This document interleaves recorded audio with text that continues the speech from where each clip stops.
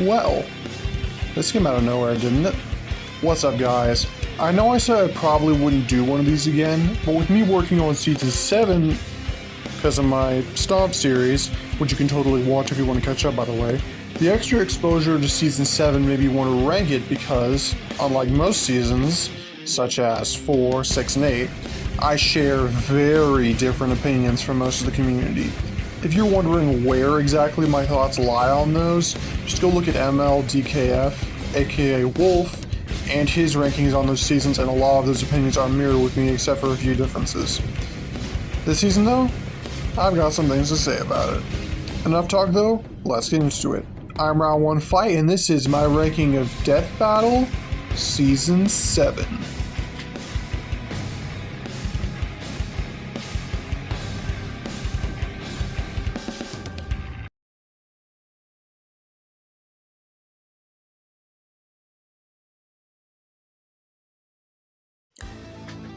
Starting off the list is probably my least favorite episode in the entire history of Death Battle, and that is saying something. Everybody expects Batgirl vs. Spider-Gwen, but that has redeeming qualities. This doesn't. The rundowns are bearable, but they don't capture my interest at all. Actually, before we talk about the episode, let's talk about the match itself. The connections are as follows: black-clad femme fatales who are skilled martial artists and banshees with the ability to produce highly destructive sonic screams and are married to wealthy husbands. Do you see the problem? When you have to include clothes they wear as a connection that isn't even right with the current Sindel, then you should know it's bad. The wealthy husband thing isn't really fair either. Shao Kahn's a king, and Arrow's a normal rich dude. That's not really comparable. Regardless, it's pointless as an episode and was done to commemorate Birds of Prey, which again, is pointless. I don't even remember anyone talking about that movie, just like I don't remember anybody saying good things about this episode, because there is nothing to say.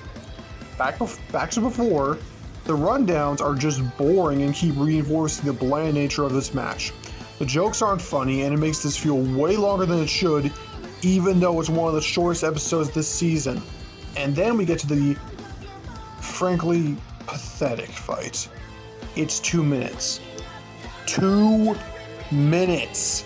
We haven't had fight animations this short in years, and I would have thought that we were past that crap, but apparently not. Yet somehow, they managed to make these 2 minutes feel like an eternity. Voice actresses wise, Black Canary is decent enough, but a lot of what she says is corny at best and just bad writing at worst. And just saying fatality out of nowhere?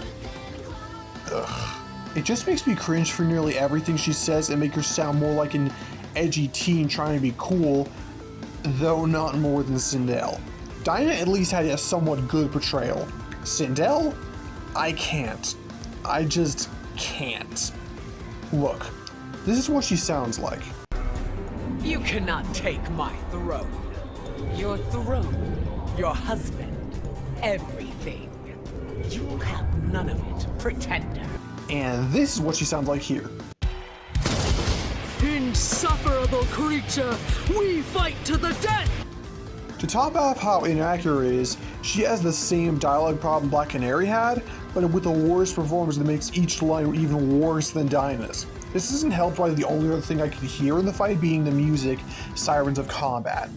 Maybe it's just not my thing, but it's repetitive in almost all the worst ways, not catchy in the slightest, and just really boring to me. Then there's the animation, if you can even call it one.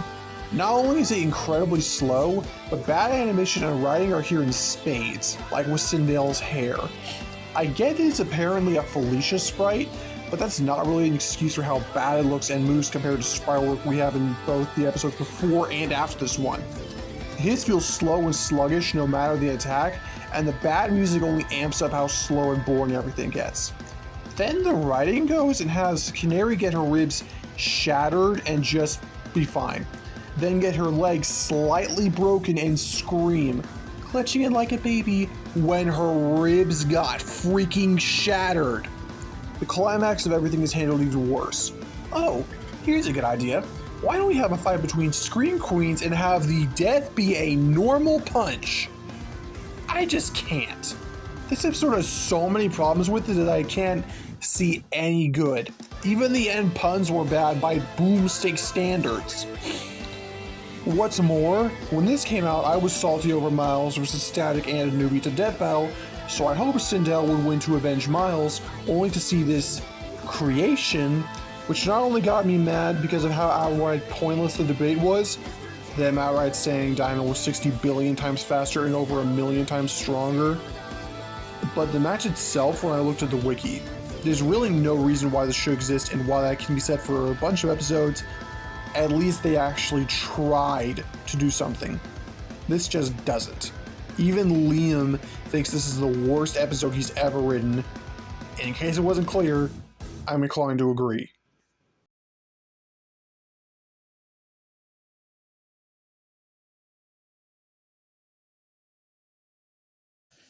Now, let's talk about the biggest problem of Season 7. The overuse of comic book characters.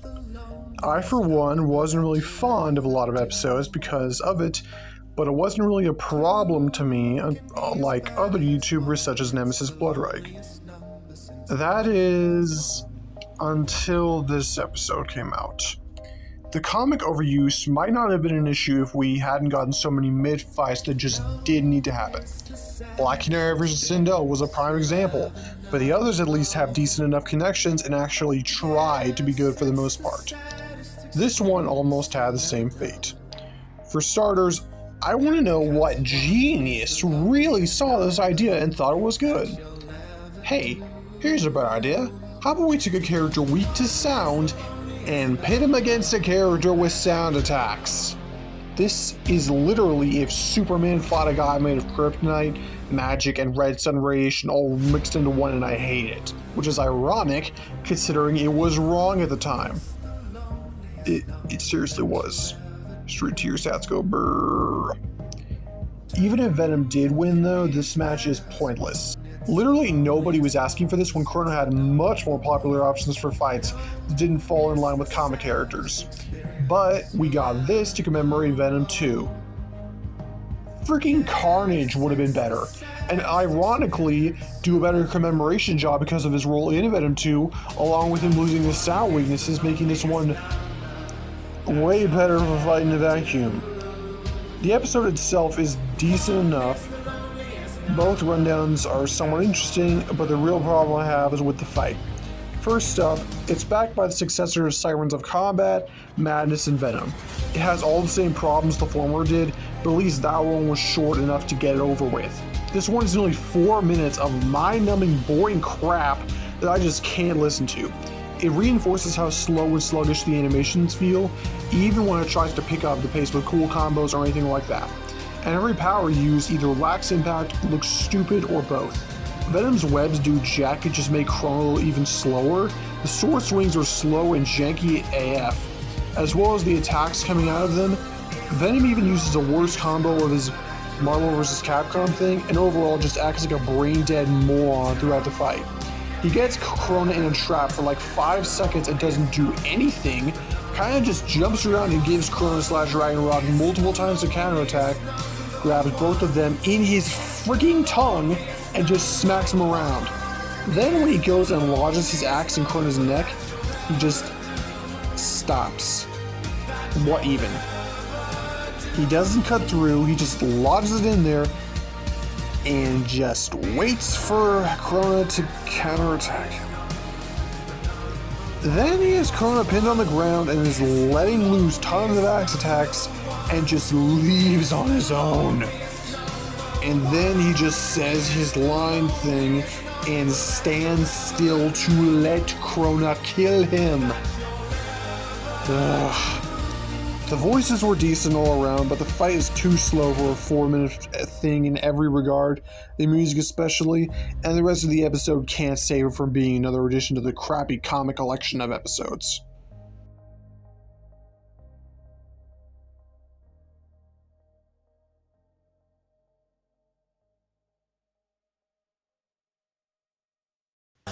Bonus episodes are a interesting topic with Death Battle. They can be decent or slightly funny like past episodes such as Vegeta vs. Mewtwo, based like Excalibur vs. Raiden, or this. It's based Amazon reached out to the team to have them do this one, but it could have been handled a lot better in multiple ways. For starters, not saying it's from the Amazon original series, The Boys, only on Prime Video, every 5 seconds. We get it, you don't have to drill it into our heads this much. The rundown is fine, but it's not really funny and suffers a lot from corniness, which, while potentially intentional, doesn't make it interesting. What's more, the recurring joke that the 7 are horrible people and Homelander is, gasp, a villain? Makes this incredibly repetitive and just boring to rewatch. The fight doesn't do much better. No voice actor or actress really does bad per se, except for Homelander, but a lot of them don't really do good, if that makes sense. The sprites are decent enough and most of the deaths are okay, but it just feels boring. There's no custom track to judge, just other music that doesn't really make this episode have a personality, which is kind of the main issue. No performance is really good or bad, the music can't really be judged, the animation is decent but not good, I can go on. A few of the characters do have some out-of-character stuff like Starlight's death and dumb stuff like Billy falling face first out of a 4-story building and being fine, but the problem is just there's no real feel to it. The explanation was thorough, but really long when it shouldn't have been. The main issue I have is this one just has no reason to watch again. The others I had to see if I felt differently in the good or bad sense, but this is just the same bland episode I didn't really care about when I first watched it.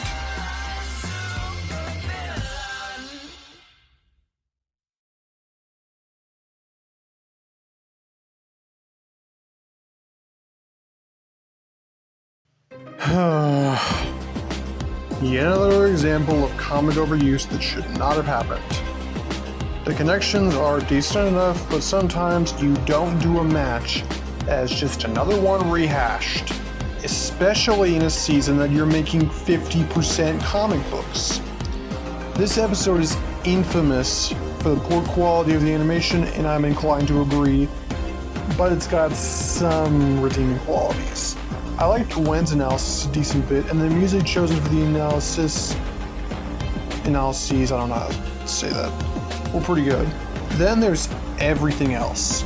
The episode suffers a lot from the fact that it's just gender-swapped Batman vs. Spider-Man. And instead of going about it like a normal episode and making new stuff, that fact is shoved in the viewer's face a lot. Gwen's rundown doesn't really do that, thank goodness. But Batgirl's, it reinforces the same point of how cool Barbara is in that way that it's almost annoying. The freaking intro even goes over how this is little more than a chick fight, when you could have just said something like, oh, others have taken up the legacy of amazing superheroes like Batman and Spider-Man, or literally anything else. Still, that's just my personal annoyances, and going on might get me canceled, so I'll shut up. The fight is obviously the main thing here, and it's something. The voice actresses are a bit of a mixed bag, because Gwen's was fine and did good on most of her lines, and the same thing can be said for Barbara, in a sense. A lot of her lines just sound weird and out of character in context, and with the knowledge of her being a grown woman. Into the road, loser. Yeah, I'd never say that in a fight, or ever. Just say end of the road. That's all you need. The track is just as mid, if not bad at worst. Webbed Wings is like 90% that one Batman thing they keep using over and over and over again, with little variety or anything else like that to actually make me listen to it outside of the fight. And inside it, either makes things slow or mildly bearable. The real issues though are the writing and animation. First, the whole thing with the lines and where they are positioned is a big problem, because almost half of what either one says feels unnecessary and just cringe infested. Stuff like too late and the aforementioned loser line aren't necessary in the slightest, and keep me annoyed looking for the multitude of flaws elsewhere, like the stuff used. Batgirl spams her Batarang so much it's just annoying, and each time looks just plain off. Then there's the animation. There are numerous errors and problems I can list, like the infamous Batarang in the arm scene, but another problem is that combined with the writing, it's just slow and janky almost all of the time, while also having problems in how it's portrayed.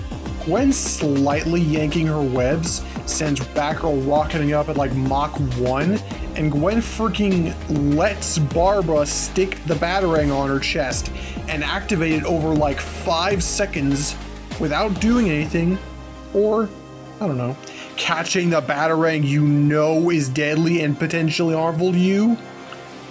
This jankiness and just poor quality of virtually everything in the fight leaves little to compliment, but there is some stuff that is good. The effects look pretty decent, and a few times in the animation good choreography existed, plus I liked Gwen's rundown. That's all I can compliment. Overall, the only reason it's not lower is I don't actively dislike it or get bored by it to death, like the lower ones on the list.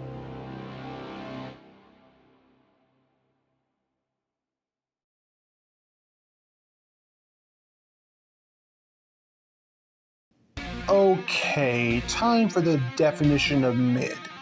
I never cared about this fight before or during its announcement, and nothing has changed since. I did like the rundowns, and the music chosen for them was pretty decent, and the power coverage was also pretty good, along with a few funny jokes. However, the fight ruins all of that for me. Sanji's voice actor is pretty good, but the writing for him severely suffers in the latter part of the animation I'll get to later. Rock Lee? Look, I love RDC World, and Mark is hilarious in it, and I know he's wanted to voice Rock Lee for a while, and he brought a lot of passion to the project, but it's just not that good. A few of his lines are, but overall I just don't like how Lee was handled and written in the battle, even though I know nothing about him. First up, he insults Sanji's cooking when he could easily just ask for it being spicier. Then when Sanji gets pissed off, as he rightfully would, Lee just skips straight to insulting him, and that's another weird thing. Sanji at no point in the fight ever gave me the impression he was trying to kill or even fight Lee, aside from him throwing the first punch, but if a dude insults your cooking, I think you're gonna do that. Lee was just a douchebag. He kicks him back during the start and just says, I see your fighting skills match your skill in cooking. And respect? I'm a paying customer, and that curry was awful. Sanji kicks him back during the start and says just to respect the guy making you food, and Lee just insults him again, which isn't necessary at all. But Sanji doesn't act on it. Lee in his drunk thing keeps fighting him, and when Sanji knocks him out of it, he doesn't attack him again. Still. Lee then goes through all of his gates trying to beat him up, so Sanji suits up to get the power to blast him down, and when he does, breaking Rock Lee's ribs, he doesn't follow it up. Again. Really, Sanji probably only killed him because Lee decided to punch his leg off, and he probably would have died if he didn't kill him first. So yeah, Lee is a pile of crap in the animation. It doesn't help that Mark just doesn't really sound like Lee, and that he has some of the worst power pacing in the season, if not the show. Look at Guy's episode.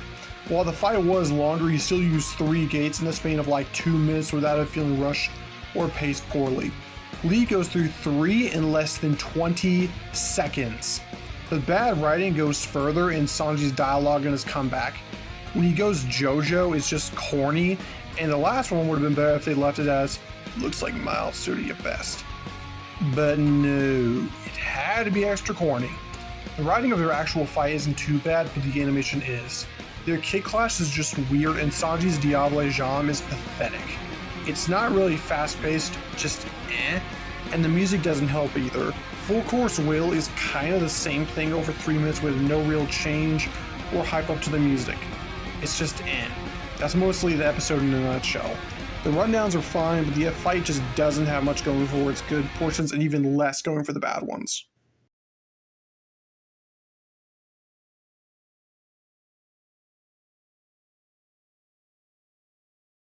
Well, now that episodes I actually like somewhat.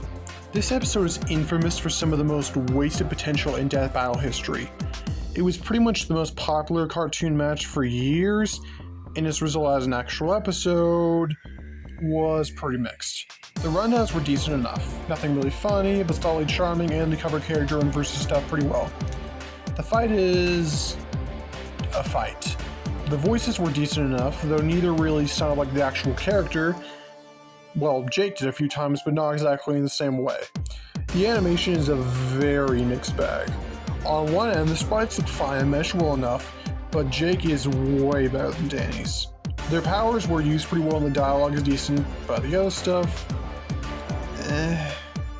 American fandom is decent enough inside the fight, but outside it's the same exact thing multiple times, just like other mid-tracks this year. But what's worse is it's outright biased to Danny. The entire song is basically his theme on repeat with a slight Eastern motive, and that's the main problem I get. The episode is heavily biased towards Danny, having him do pretty much everything cool in the fight and just wreck Jake, while also leaving out a lot of cool stuff that Jake had for feats and etc. However, considering Danny is way more popular and relevant, I guess I should expect it. The fight itself is kind of garbage in the museum with plenty of jank and errors and stiffness, etc. But outside it, things speed up and better usage of their powers and actual combat, which included the really well animated clone aerial battle and Jake's tornado effect. The writing, on the other hand, didn't fare too well in the finale. Danny just blows Jake up with a normal laser, no scream, no build up, no nothing. And Jake already shrugged off the whale because, seriously, why not use his strongest attack there? Ugh. Regardless, I don't think too poorly of it, but it didn't live up to its potential in any regard. Pretty sad, honestly.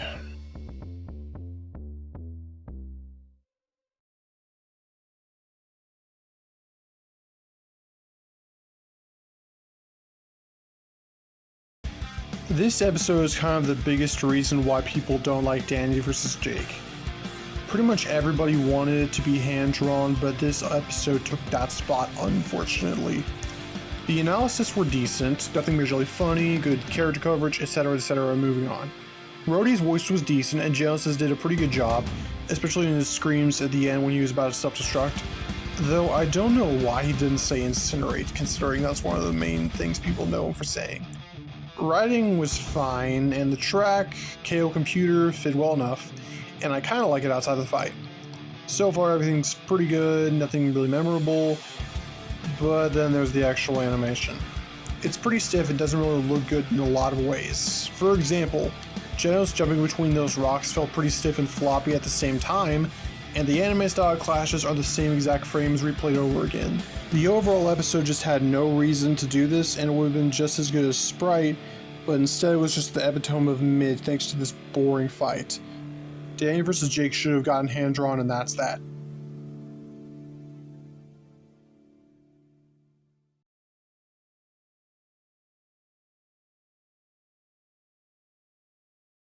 Well, time for the annual Piss Off Death Battle Fans contest! The winner for this season is... hard... Goro versus Machamp. Interesting.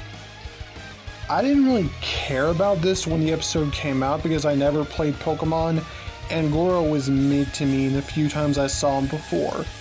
The actual episode is considered a top pick for season rankings in a lot of places, but not here. Analysis-wise, they were good when they stuck to versus stuff in actual analysis. The cutaway gags were decent enough until they pulled out the inescapable Boom Sticker. I, for one, hate these jokes whenever they show up. And it's no different here. Both of them rely on the same humor of Boomstick's "Why believe in him," and neither are funny. The end even tries to pull off some cheesy lesson like an 80s movie, and I just don't care. I do really like Goro's ending though. Just saying. Even with his failures, he truly is the greatest of the Shokan. I will give you a warning. Round one, fight!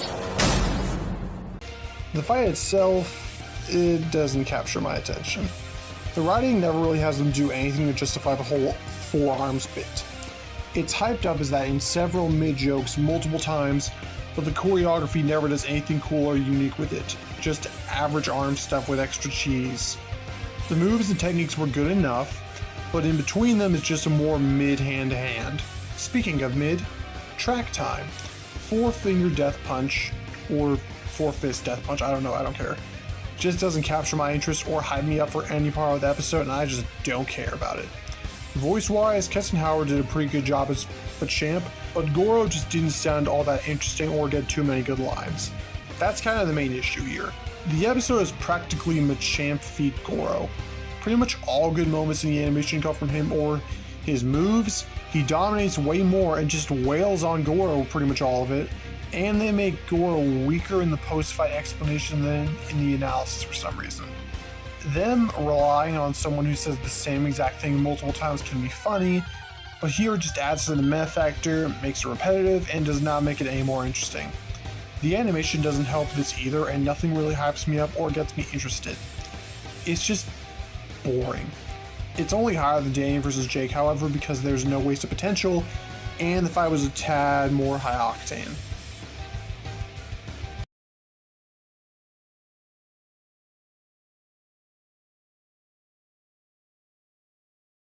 You know, the funny thing about this episode was that it was considered a stomp in Shadow's favor. But really, Zuko should have won at the time. Seriously, he had all physical advantages, including speed, by at least double, if a lot of people's calcs were to be believed, and he was like 9 times stronger as per the actual calc stuff for Todoroki's Ice Wall and the new feats from Gazan, a la Toph vs. Terrorblog. My saltiness from that fight has been avenged. This episode pissed me off a lot when I first saw it. I was a pretty big fan of Avatar, and I didn't watch My Hero Academia yet. Well, I haven't seen it, but I've read the manga, so I was understandably quite a bit pissed at this episode for multiple reasons. Firstly, the rundowns were not all that great. They covered story and powers decently enough, but shoved in even more of the freaking boomstick dad joke. It's not funny anytime it's used and only drags down the episode further. And speaking of drag step down, Wiz having a crush on Zuko. I get why they felt the need to put it in, but I don't get why they did. It's just weird and unnecessary in context, and it also adds on to a big problem I'll talk about later. Fight-wise, it's half good and half bad. I don't even need to say the voice actors did incredible, but I will anyway. Zuko getting his official voice, Dante Bosco, and getting credited as such was just based in every category, and he nails everything as if no time has passed since he voiced Zuko all the way back when. John Van Doren also went hard on Todoroki and gave Dante a fire competition in that regard. The bad stuff though is the animation, music, and the other big thing I'm mentioning. To start off, the animation and sprite rigging is just stiff and janky for over half the fight, and it's pretty ugly for that alone, but the music in the bag doesn't really help with the slow nature and nothing really interesting to bring you out of the fact that the animation just isn't good. Sure, Zuko got fixed for the DBX, but here it's not an excuse when there have been other sprite episodes that have done more without this issue. Still, that's only 50%. The other half fixes this in Todoroki's comeback. The elements already looked really good, but here it goes hardcore in both ice and fire. Both the voice actors also go ham with screams of passion, and the writing picked up even more with Todoroki's banger comeback line, as did the music with the awesome You Say Run remix. That death was also pretty good, but the problems are still there, and the main issue I have is just its presence. The writing, and more importantly, how Zuko is portrayed in both the animation and analysis. Look, I love Zuko. He's one of the best characters in the series, and it hurt to see him die here. Over time, I learned to accept it, even though it's wrong, funnily enough. But what I can't accept is how they handled him. In the fight and analysis, they severely downplayed him and his capabilities. For example, almost all of his feats are just cool stuff he did, not actual feats. Like, oh, he went a few weeks without food. Yeah, no power stuff is mentioned. And the same goes for his feats, while also comparing him to a noob firebender kid.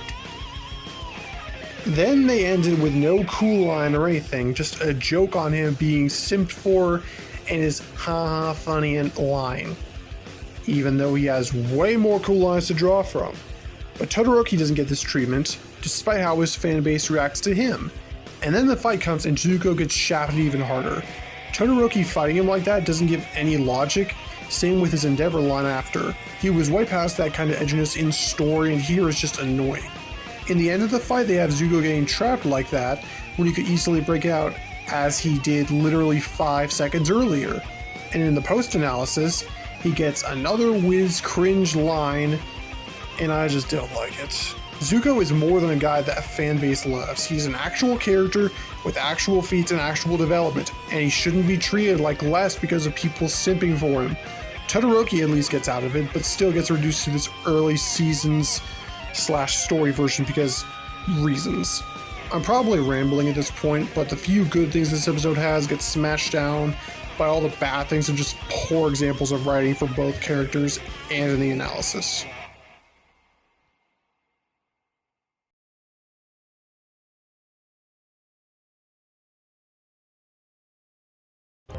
Honestly, I didn't expect this one to get this high.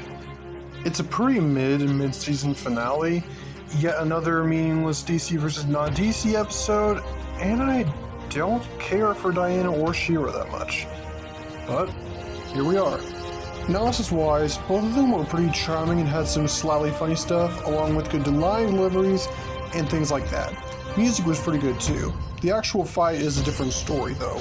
The animation being kind of like All Might vs. Might Guy made it way different from other 3D fights, and the effects and powers look like the electricity, energy, and blade swings looked really cool overall, along with it being pretty fast with some decent choreography all around.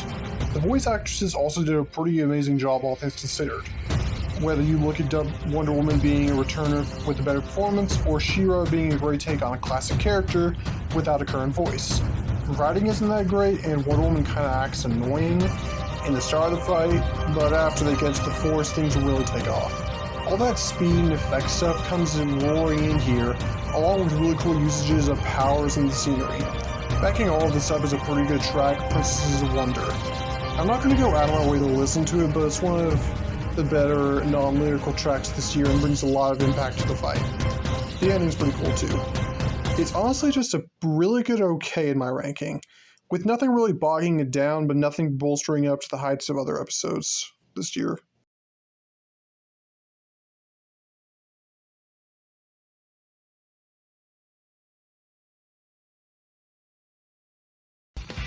The inevitable Rooster Teeth episode. Most seasons have one of Rooster Teeth's IP, like Ruby, Red vs. Blue, etc., and this is one of their biggest shows and rivalries ever. I have seen a bit of Red vs. Blue, but it kind of fell off for me, so going back to it ought to be interesting. Unlike a lot of other analysis segments, I genuinely enjoyed this one, and got a pretty good chuckle on the first watch, even with me not knowing a bunch of the jokes to use, because, in serious context. Despite this, having two teams of 5 to 6 people, it was covered really well in both the versus and character aspects, along with mixing in the humor I mentioned. The fight itself was also really good. Most of the original voice actors have returned, and the new one in the form of Caboose did a pretty good job. All of them got really cool and funny lines overall, and the fight itself was probably one of the best in hand-to-hand this season, funnily enough, considering they used guns pretty much all the time. All the 3D stuff felt smooth and looked pretty epic at the same time, mixing in nice effects and having, again, really good choreography, despite most of that choreography taking place over like 2 minutes. The little tanked car fight at the beginning is okay, but it led to the real fight, and I love that part. Almost every character got a chance to shine in combat or kill somebody on the opposite team, with highlights going to Sarge's mini-fight with Texas and especially Tucker versus Lopez, which worked out the best overall moves in the fight and made both of them look like beasts. Backing this is Blood Gulch Bedlam, which apparently incorporates a lot of Red vs. Blue stuff while also being that redneck kind of catchy feel style stuff I like, especially in the latter part of the fight. The deaths are also pretty funny no matter who dies, and so is the ending. Post-analysis is pretty good too, and so is the song they used. Really, there isn't anything bad in the episode, just stuff I don't prefer. For example, both the track and fight don't really catch my interest in the tank versus car section. With the fight being like 5 minutes and that section of it over half, that's kind of an issue for me. But overall, it's really good and a great example of fellow company used products. Hopefully this means future Rooster Teeth properties won't be a boring waste of space in a great year in the future. Hopefully.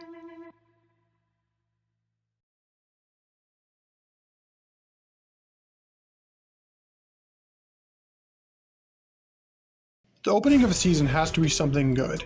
It's been the same for every season of Death Battle, and lousy ones almost always fall behind in rankings, while fantastic ones do great in that regard.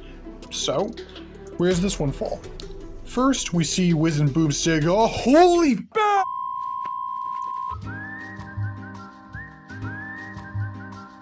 Look, the new models just don't look good this episode, especially Boomstick's teeth. This makes things and a few lines feel a bit off to me, but still, the actual analysis segments were pretty good and had a few funny jokes, but a decent problem I'll talk about later. The actual fight was surprisingly really well animated. Most puppet-style sprite animated episodes this year don't do so well in that regard, but this one had smooth animation that could handle speed and multiple other aspects really well in the long run. Plus, the electric effects from both Miles and Static looked beautiful and somehow made the lighting also look amazing. Despite a lot of this match being in the dark and these two wearing black to match, Static shirt thing, I could always see them without straying to like a certain other Spider-Man episode in the past. Speaking of the powers though, those were used pretty well in both characters' cases with a lot of cool counters and attacks thrown out, like Static screwing with Miles' invisibility or Miles blasting away Static's debris trap. Behind all of this is one of the best and most popping tracks of the year, What's Up Danger. A beautiful mix of Omega Sparks, SWATs, and JT music. It's a really fun rap battle, both as a backing track and by itself, managing to up the scale of the fight and track without losing its funk and overall style, which a lot of tracks, especially the lyrical ones, just don't do. If your Spire senses are tingling because I've said only good things so far, you'll know some bad stuff is on the way. I love how they portrayed Static in the analysis and the fight, but I just don't like how they did Miles. Practically all of his influence in both aspects is pretty much all Spider-Verse. We get and know that Spider-Verse is a really, really, really good movie. I'm a bigger Spider fan than pretty much anybody else, and I know the movie is awesome, but burnout is a thing. I've seen so many people gush about it, and now it's just annoying because now they don't care about the comics or their other appearances in games and shows and stuff. Indian Spider-Man is the best example currently, because nobody cared about him before, but now all they care about is his annoying Spider-Verse 2 self. Rant aside, I just don't like when they only care about one specific part of the character's history and just shove everything else to the side, especially in the fight. Rant aside, most of Miles' footage and relevant points are from Spider-Verse, along with hype for Miles from it, but the fight is even worse. His sprite is a mere image for it, and I get that's the intentional thing, but once the fight starts, he says nothing but Spider-Verse quotes for over a minute.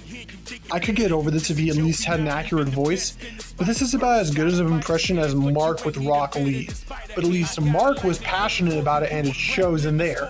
This one, hard no. On the other hand, Static at least has the excuse of only showing the show because it's the main reason people know him to begin with, and him not being in many shows is a thing.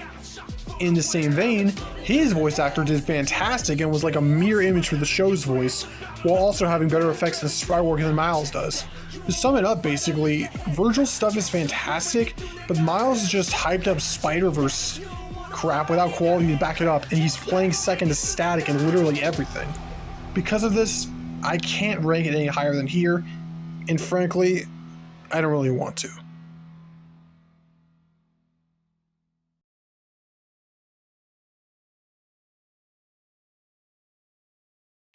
I find it funny that Death Battle didn't even try to hide that they were doing this.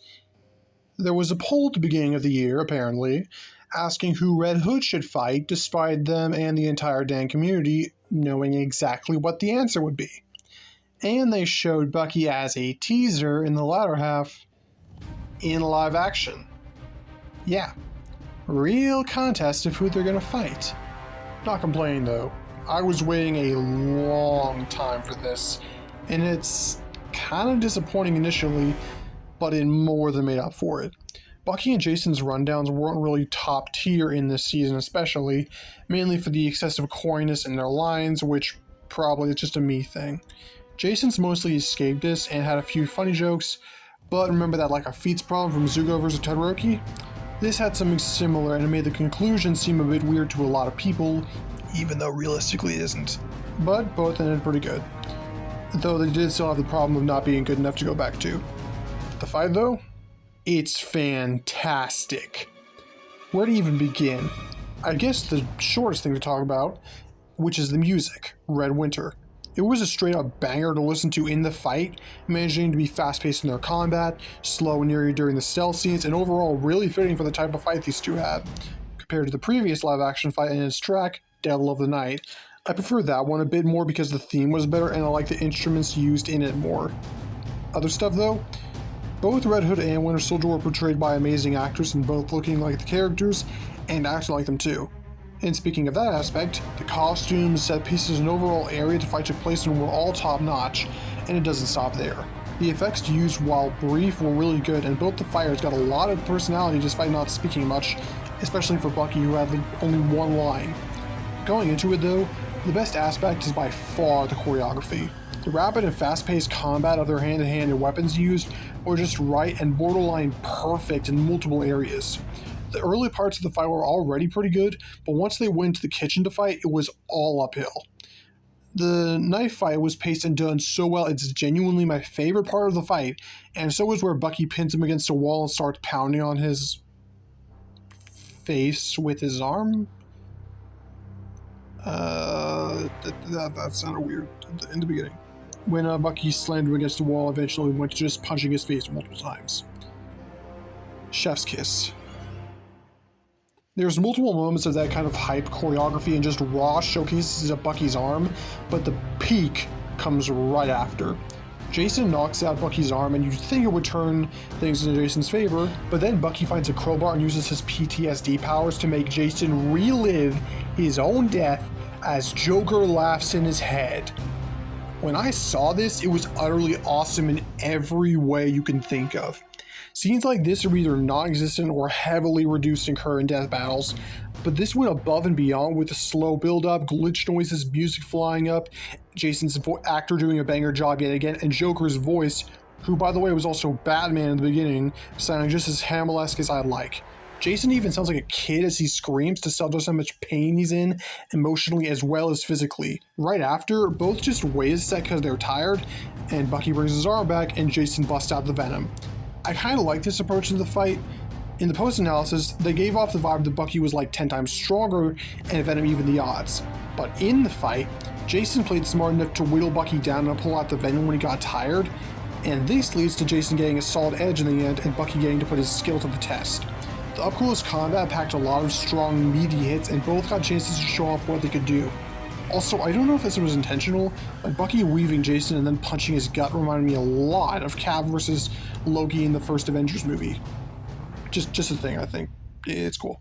Overall, it was really good, and so was the inclusion of the exploding gun to show Bucky outsmarting the dumbed down a bit Jason, but the end effed it all up. Like, I wouldn't have been as annoyed if they had Bucky do literally anything with his arm in that circumstance besides, well, I don't know, nothing, and somehow breaking Jason's face. Seriously, he could have stabbed him with his arm blade, shocked him to death with his arm thing, or somehow set off the bomb function and literally blow his face up. The ending even portrays it like Jason would get up, and it really gives Jason Stans an opportunity to hate the end, and I don't even blame him. That end is atrocious. So, most of the fight was really good, but the ending just failed where it mattered most. Really, the fight is leagues better than most others this season, but not the episode as a whole. The rundowns, try as they might, just aren't interesting enough to me to invest the 20 minutes to watch the whole thing because the fight is so good it's the only thing I care about. And even then, the ending just fumbled the bag. I'm judging episodes and not just the fight, and this one just couldn't capture my attention, and times when it did, it lost it in a lackluster finale. Still better than a lot of episodes this year, though. Hope it doesn't become a trend for live action fights to just have trash endings.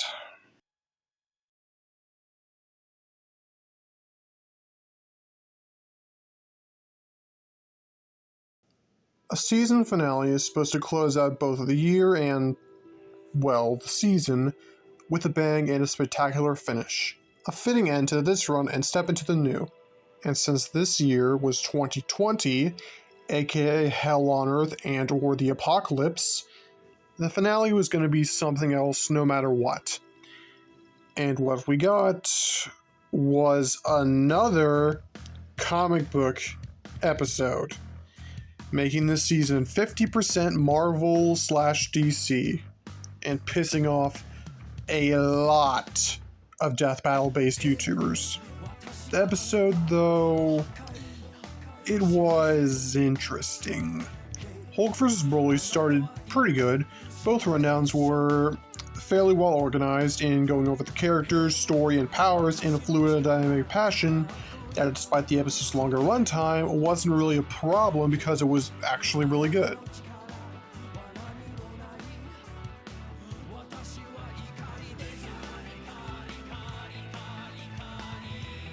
Plus, despite more boomstick dad jokes, this one was pretty funny in a lot of ways where other episodes fell short, like Zuko vs. Todoroki. The fight, like always, should matter most, and Mixed Bag is not even close enough to describe how this ranks. For starters, it's really good in certain areas, like the voice acting. Optimus Prime's voice actor returned to do a pretty good job as Hulk, sounding a lot like, I think it's Fred Tatasciore, is how you say his name, his definitive self, and almost exactly like him in the teaser, weirdly enough. Nicholas Andrew Louis also did a banger job as Broly in every category that Hulk succeeded in, so both performances were pretty spectacular overall. Next up for good stuff is the music. Ikari. Everyone and their mother know this is a solid banger in every category. From the instruments used to the banger lyrics and chorus, it's super catchy while also being a bop in and out of the fight. Now, the other stuff. While the audio / soundtrack from the voice actors and characters are awesome, the actual sound effects are far from it. Almost no hit cells impact like it should, and that doesn't hype me up nearly as much as it should when planets and galaxies are blowing up in the background. This isn't helped by the arena either. First, look at Hulk vs. Doomsday.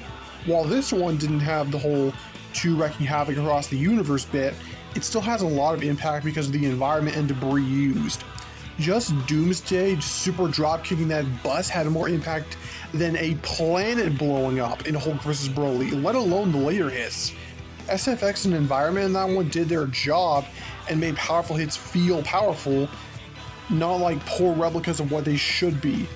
Hulk vs. Broly doesn't have any of that, and we don't get environment damage because everything just blows up to dust. No rocks flying anywhere, no nothing. And again, no impact from the SFX means pretty much every hit feels empty. While the effects are decent, this doesn't change the fact that the fight just doesn't fit either character's strengths despite them annihilating a galaxy in seconds. Then there's the pacing and speed. At the beginning, the animation was way too slow and just looked off. Broly flying at Hulk should feel fast, not like he's lightly jogging and skipping to catch a butterfly. Granted, things get better in that regard as time goes on, but the pacing at the end is the next big problem. The fight gradually goes up in scale until they shatter reality like Gogeta's fight with Broly in the movie, and you could have them after that, to keep it up, race toward each other for a final clash like Saitama vs. Popeye. Do a JoJo's stand rush thing as they swing mindlessly like Wolverine vs. Raiden until one of them dies. Or a multitude of other stuff. But instead, they headbutt each other. With more of the weak sound effects that somehow put Broly back on his planet. And that's another thing too. Broly won. While that may have been a cool thing morally to see, it's just objectively wrong. Even if you don't use the trillion light year statement, Hulk had numerous multiversal feats to draw from before that thing existed, but all of them were ignored to suck on that power pole and have Broly win. The conclusion is fine, I guess, but really, it's not a factor. The fight has so many problems in the worst places that the outstanding stuff like the voice actors and soundtrack only serve to counteract that poor sound effects and environment crap. Because of this and the poor start and end to the fight, as well as the end result, it just couldn't get any higher than where it is now. It's faring better than Miles vs. Stacked because it's similar if not better in the good areas like voice acting, but on both ends, track and analysis, while also not having the Miles problem because both Hulk and Broly got time to shine here. But sadly, it's not enough.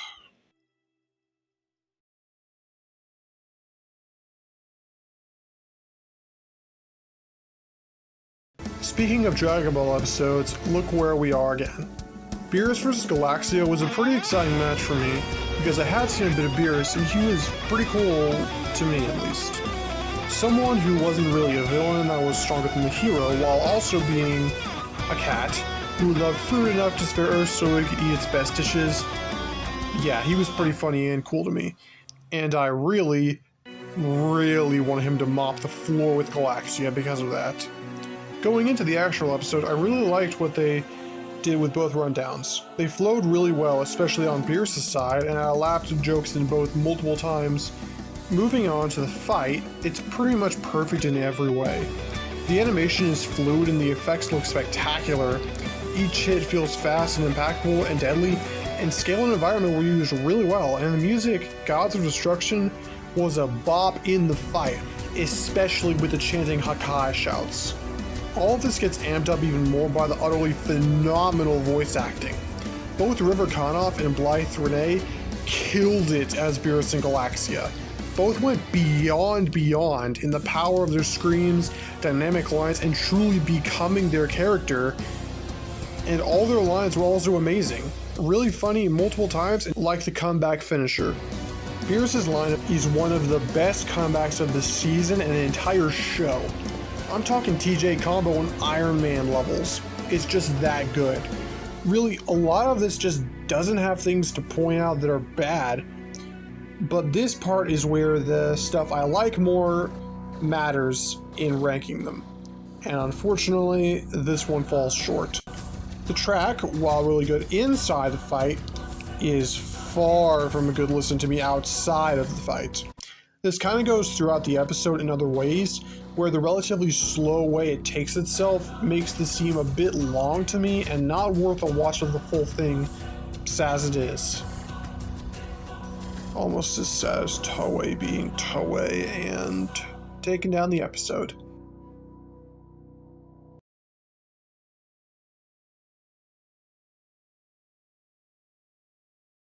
Anime episodes are a mishmash between good and bad for me. Half the time I don't know or care about the combatants, the other half I do know when the episode's mid anyway, and the other few in between are bangers if I do or do not know the characters. This is one of those kind of episodes. I had heard of Fairy Tail a bit but didn't know Gray and a common got killed. Yeah, my white America self didn't know most anime beyond Dragon Ball as it is, let alone ones that didn't have English sounding names. So I was going in blind here. The episode as a result became one of my favorites over time. Each analysis flowed really well in all areas, including actually being really funny in the cutaway gags, which is an extreme rarity nowadays. And the fight fares just as well. Both Gray and Esdeath sound really good to my knowledge and nail their characters just like other top voice actor performances of this year, especially in the Scream category. The animation was really fluid in several areas. Most ride fights this year weren't, including beautiful effects in all of their ice powers. And speaking of, the abilities were exchanged pretty well across the board, and that climax was a 10 out of 10. Obviously, all this is backed by a track, and this is one of the year's best, Lost Ice Storm. Or Lost Ice Storms. I forget at the moment. This one is the embodiment of Death Battle not having to go that hard, and it's a banger in and outside the fight. So, just like the last one, there's no real problem to me, just my preferred matches being others. Keyword, though, problem to me. Apparently, neither one acted very much in character, with Gray not using strategy or something like that for him. and I'm not sure if that's true, but the other ones don't have problems like this in the writing, and I have more of a connection to each match than this one, so there.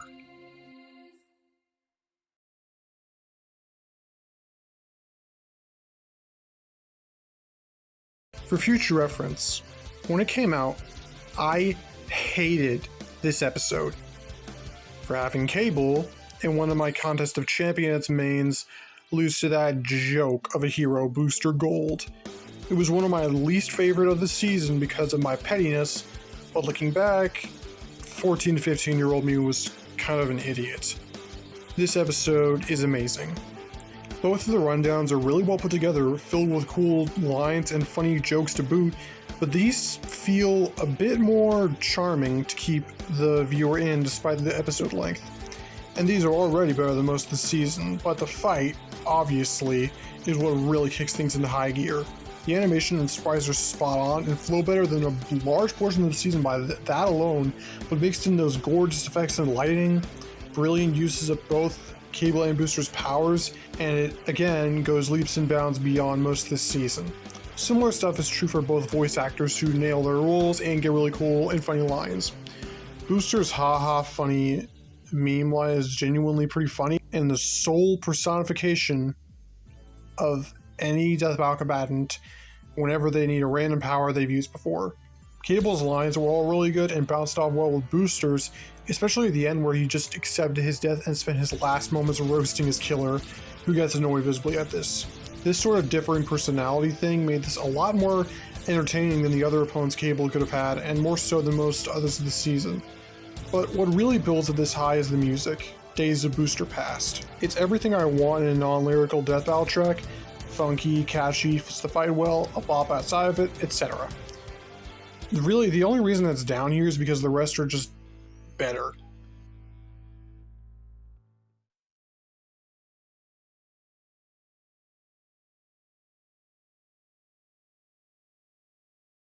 Here we are. The one episode pretty much everybody has as their number one of this season. Obi-Wan Kenobi vs. Kakashi was always in my top 4 of the season, but while the order of those have changed over time, this has always stayed the same. There's really nothing bad or dislikable about this to a lot of people, including me, for the most part. Both rundowns cover every character and story aspect perfectly, while also being hilarious. The fight itself though, it's practically a goldmine of treasure to gush about. I guess voices go first, and as far as that goes, both Stephen Kelly and Nicholas Andrew Louis knocked it out of the park as their character. Stephen sounds like a perfect combo of live action cartoon Kenobi, while Nick is just a great impression all around as Kakashi. Both got to be funny multiple times, and all the prequel lines went hard. Now, the fight. Choreography wise, only the number one spot on this list can top this kind of level, and every single ability used and the way they clash goes off perfectly. And there's so much to talk about.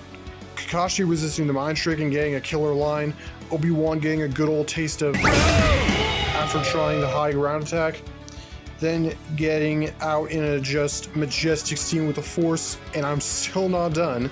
The Taijutsu rush and Kenobi blocking it and the fireball jutsu just like the Clone Wars. Or how about the brief blade clash air fight or Kenobi pulling Kakashi back to stab him? Still, none of it comes close to the Sharingan scene. Despite being a bit limited in detail because 3D, unlike a previous episode Sasuke vs. Hiei, it surpasses that in spades and I love it. We see Kenobi's eyes go red and the area darkens with a red spotlight on the Jedi as Kakashi chuckles. Trying to make sense of it, Obi-Wan turns around to see Darth Vader in a just incredibly well done scenario. Hearing the lightsaber and breathing as Vader walks over with the music buildup was already a solid A, but Kenobi's serious prequel reference and turn point of Vader to Shizor Kakashi just ramped it up even higher. Also, can we acknowledge that Kenobi saw Kakashi running at him with one of his strongest attacks full tilt as somebody walking at him? The death gave both cool lines and usages of their powers and a cool samurai ninja one-stroke duel, and Kakashi even died like Maul. This is all just amazing. There isn't anything bad. Just lesser levels of good. While everything this episode has is more than a match for the top 3 in multiple regards, one thing isn't: the track. Force and Lightning works really well inside the fight, especially with all the dramatic pauses, but I just don't care for it outside of the fight, especially when the competition for it in the other top 3 is just so steep. Sucks really, but that one thing keeps it from being any higher than it is.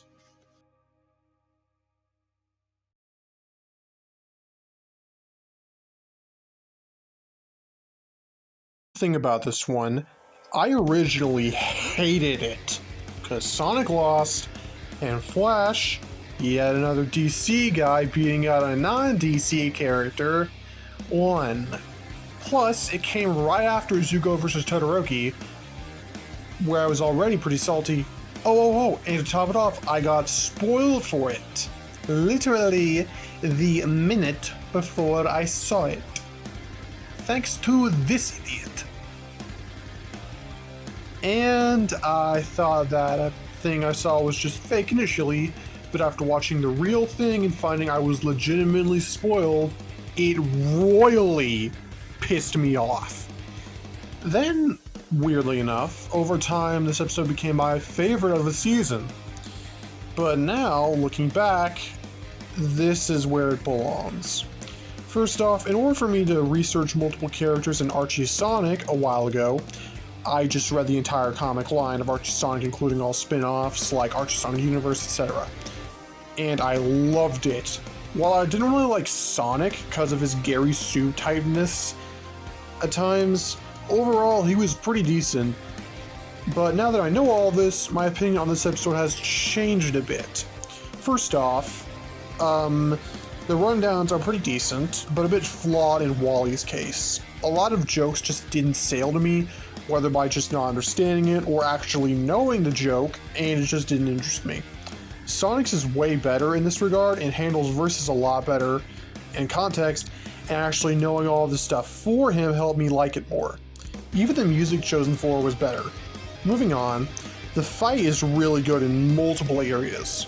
Both Nick and Joshua Waters did great on their roles, Nick especially, and each dynamic movement was made better because of it. The animation managed to make everything, hits, effects, speed, power go off beautifully, and I love it. What's more, I love the references in Sonic's death, his final smash as Supersonic, the Special Zone fight, and the other stuff like that. But nothing tops how I feel by the track, way past Flash. I exaggerate nothing when I say this is one of, if not the best non-lyrical tracks they've ever used.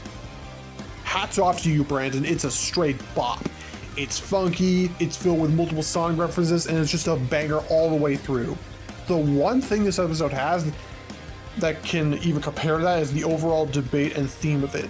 Both these guys being unbound by fate and reality and so unbelievably strong was already a pretty cool dynamic, but then came the simple line from Wiz in the conclusion that was everything I didn't ask for, but everything I needed.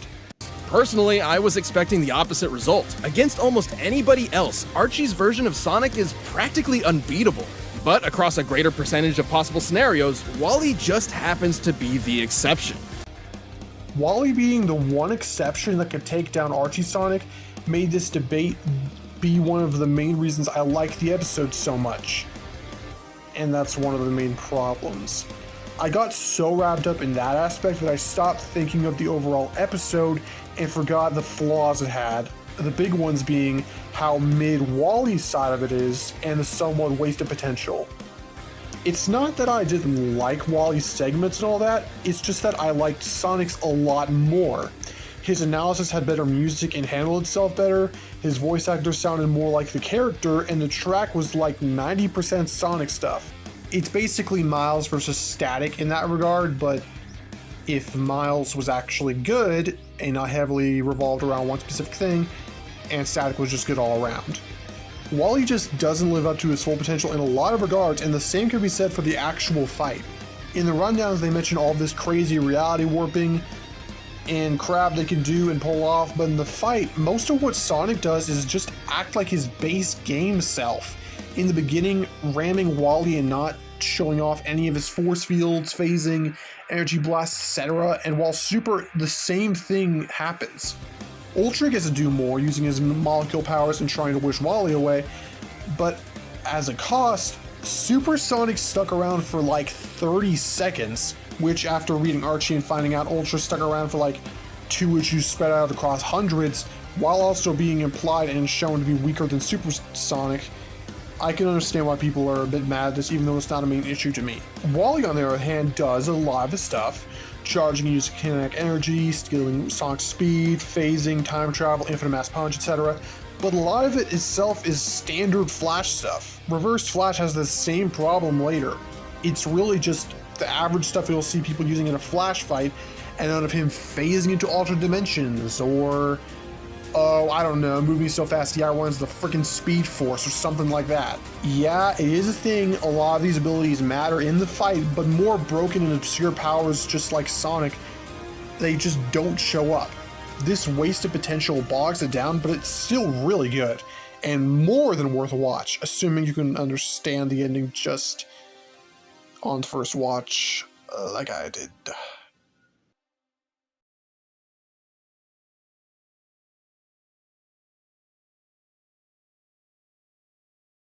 Before I start, this episode is genuinely one of the best Death Battle has ever put out. Just like Miles vs. Static, for a while I was pissed that Leo lost. Not only was I involved in TMNT a lot more, but Power Rangers was also kind of annoying to me at the time. And I kind of share the same name in a sense as the guy who lost. But going back to it later, when I had grown up a little more, I was pretty shocked to find that this one is basically perfect. Seriously, there isn't one problem I can think of. Okay, there are a few, but you know what I mean. The Smash Wen decided to make literally every episode in the first half of the season look bad. Terrible even. 3 episodes in. Actual episode talk, both of the analysis segments had pretty endearing and charming jokes while also going over the worlds and characters in a similar yet even better way. All the music chosen for them were also bangers, and all of this combined makes this the best analysis combo of the season by a long shot. The fight though, somehow does things not just better, but it knocks those rundowns out of the water. Let's talk the voices first. Both are borderline perfect, with John Allen doing a great job as a sort of composite Leonardo, even nailing all the references to other TMNT shows through their theme songs and media. Still, that's not even close to Jason. Kagi Films, yes, I'm calling him that because I don't know how to say his real name without butchering it, return to utterly nail it. Seriously, his performance here is one of the best this season in terms of accuracy, depth, feel, the whole package. This passion put into both characters lifts the fight up even more than it already was, somehow, and the animation is somehow just as short as Black Canary vs. Sindel, but feels way longer, but just the right amount of digestible at the same time.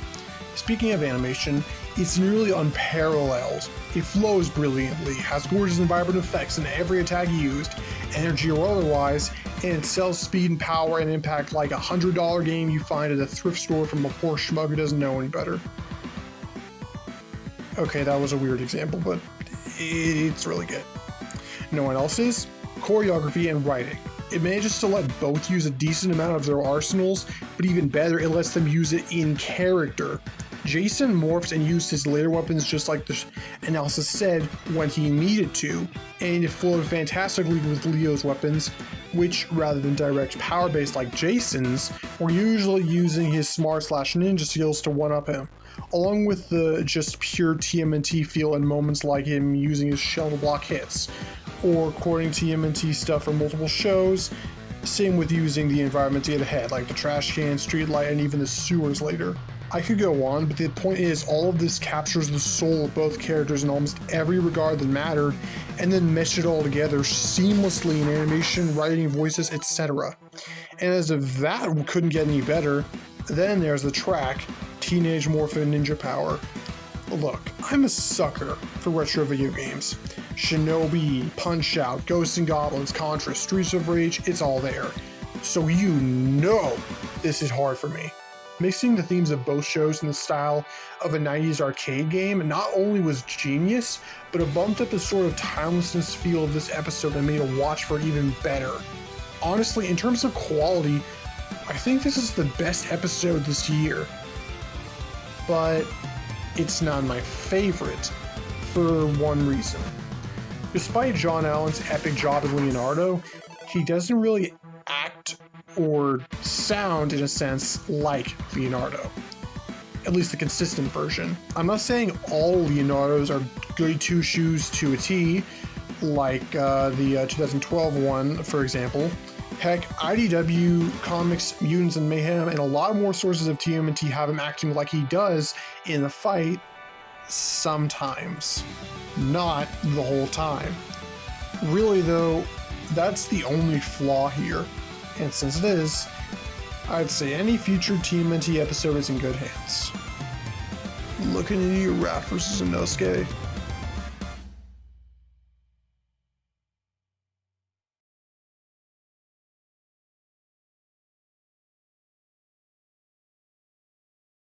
So far, we've covered some absolute masterpieces of episodes, and a lot of them could probably be the best in some other video or season, but not here, because the best, and my favorite of the season is Sabrewulf versus Jon Talbain. Talk about out of nowhere in this episode or in real life. As far as I know, nobody expected this as the Halloween episode, despite the match being around for a while before, so it was not only unexpected, but intriguing for me when I saw the teaser after the Red vs. Blue fiasco. I knew Sabrewulf was from Killer Instinct and Jon was from Darkstalkers, but beyond that, jack squat.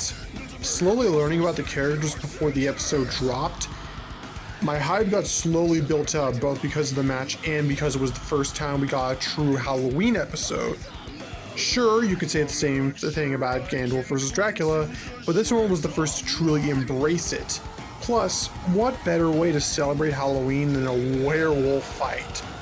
Similar to Wolf with Balrog vs. TJ combo, this out of nowhere match didn't really hype itself up in the weeks to come, at least in a sense, and instead, in the weeks leading up to it, it let me get more invested in the characters, and boy did I.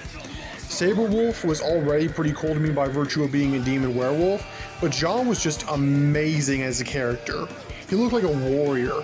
He fought like a kung fu werewolf with anime powers. He had a sad and compelling backstory, and he was friends with Felicia, who I played a bit in Marvel vs. Capcom, and may or may not heavily ship him with. So I was both hyped for the episode and scared out of my mind that Jon would lose. And then the episode dropped. Going into it with a G1 blog style quote exchange already told me things were gonna be good, but I didn't even know the half of it. Both Sabrewulf and Jon's analysis segments were almost perfect, with a near flawless mix of character, versus, feats, jokes, and overall being a fun watch that had the same endearing nature Leonardo versus Jason did, leaving it up to the fight, like always, to settle things. And somehow, it checked every single box I was looking for. The animation alone is a complete and utter masterpiece, and I exaggerate nothing in that. The setting is night, obviously, but I can always see the characters despite that, unlike Venom vs. Crona. Heck, in the opposite way, the night setting not only set a flawless mood, but it handled itself so well that... Okay, let's just go through this whole thing first. The previously mentioned setting to the fight already gives off a more foreboding feel than most monster-themed fights, as do the corpses lined up from Sabrewulf's rampage. The fight starts relatively slow, but quickly goes to uncharted heights through the near unparalleled choreography I talked about in Bucky vs. Jason, combined with the actual unparalleled use of the environment. The buildings got used in like 5 separate ways that all flowed beautifully and were all amazing uses of them. From Sabrewulf's brutal repeated wall slam to the attack that blasted Jon to a wall for a followed-up attack, to the fantastically done wall fight illuminated by the flames of the lamp that got knocked over to cause a fire by Sabrewulf's earlier attack. Yes, yes, yes! That lamp not only served to make a creepier exterior that made every hit and attack go harder than ever, but even that was used as fuel for Sabrewulf's bat army. The overall use of the environment gave off a far higher feeling than usual of skill and thought put into writing the actual fight than most others this year, and I'm not even close to being done. The actual animation is smooth, fast, and makes every hit not only feel like a truck, but also one with swords duct taped to the front because of the excess of blood. Each slash draws it, each sound makes it feel even better, and this thought put into the violence makes all of those violent and gory attacks feel violent and gory. From simple slashes to Sabrewulf's almost ripping apart Jon's shoulder, it's all amazing. Enough about my gushing for now. Let's talk about things that actually matter, like the voice actors. With Sabrewulf, Christopher Guerrero killed it, both in the fight to those randos and in the booth. He went all out of the feral, ferocious, and freaking raw categories, fully selling the tragic monster he has become with no error. But above even him is Jon's voice, Brendan Blabber, aka Jello Apocalypse, who just nailed it. If Sabrewulf is the tragic beast, Jon was the beast. He could not only perform the tragic part of Jon who feared and hated becoming a monster and tried desperately to push it back when he was unleashed, but also some of the most raw lines in the entire show, let alone the season. Beerus, Iron Man, TJ combo, you name it, he's up there. But he didn't just have one, he had two. His Fire Dragon line was a comeback level line already, but accompanied with a song roaring in the back and fires blazing, everything went off even higher than before. Then there's the utterly phenomenal ending. Jon bashes Sabrewulf into a graveyard where he lands to look up to the blood moon in the sky. Horrified and his eyes aglow, Jon turns into a true monster and starts throwing mindless slashes just like Sabrewulf, spraying blood over this resting place of the dead until Jon tries to regain his mind, letting Sabrewulf stab through his chest, rip out his intestines, and then strangle him with them? For reference, something that will always determine my ranking on any video is the final moments. A poorly thought out or done execution will impact it quite a bit, as I'm sure you know, and epic comeback moments, smart kills, or any more of the like will do wonders for it. This gets brought up even further if I like or know the character, and I was obviously rooting for Jon here. Seeing his intestines get ripped out as he struggled to breathe drove me crazy with fear. And my, I don't know, year-long its veteran self thought, no, there's no way he can come back from that! Only to get completely, utterly, and happily proved wrong. Jon refused to die, and gaining back control from a cloud covering the blood moon, he unleashed a skyward key dragon, burning away his own organs that was used to restrain him and choke him, blasting back Sabrewulf and turning the video black, white, and soon to be red all over. I was already shaking from fear and now excitement, but this made me shake from Pure, unadulterated, badass. Jon ignoring him, literally getting his organs ripped out, was already unbelievable.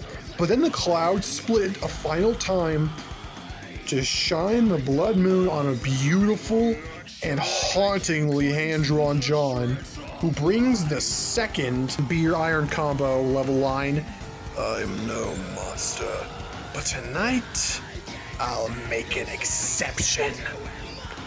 Good gosh, that goes hard. As does him ripping Sabrewulf to shreds like a true monster. The Baron's desperate screams ignored as he splatters blood all over this newspaper-like world, ending it by ripping off his opponent's head and spitting it out like trash. Finishing things up like any werewolf fight should, he howls to the moon, this Halloween survived and its victor decided.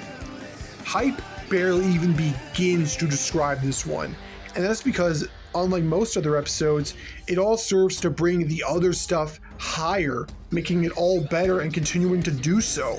The set pieces and fire turn up the atmosphere. The voices combined with that make this hauntingly raw. The voices double that, the stellar animation triples it, and so on and so forth. But like all other episodes, it's up to one thing to grab my attention: the track. And this one is a near match for Hedge of Tomorrow, one of my favorite tracks in the history of the show. Blood Moon. Picture every meme ever used to say a song or creation is good, and it's all true here. It's the perfect track for a werewolf fight, with low to high ethereal eldritch screaming, bopping music for the actual part of the track, and the holy/unholy level of rawness, not a word but still, the chorus brings that makes me scream it every single time I watch it, let alone how it is during the first clash in the fight and Jon's Key Dragon right after. It brings the fight to this height and beyond without a shadow of a doubt, and makes the last two factors hit even harder. This episode was the Halloween fight, and it nailed that role more than Ganondorf vs. Dracula or Dio vs. Alucard ever will. And yes, I'm saying it's better. Fight me. But it was also a werewolf fight, and nailing that aspect amped the Halloween aspect even more. And all of this brought up by the final piece. This was an out-of-the-box mystery to me mere weeks ago, and it was the first death battle after like a month because of that red versus blue bullcrap. So, for it to bring back the show in such a spectacular fashion with a Balrog versus TJ combo style fight no less, I don't see any choice other than Sabrewulf versus Jon Talbain as the greatest death battle of Season 7.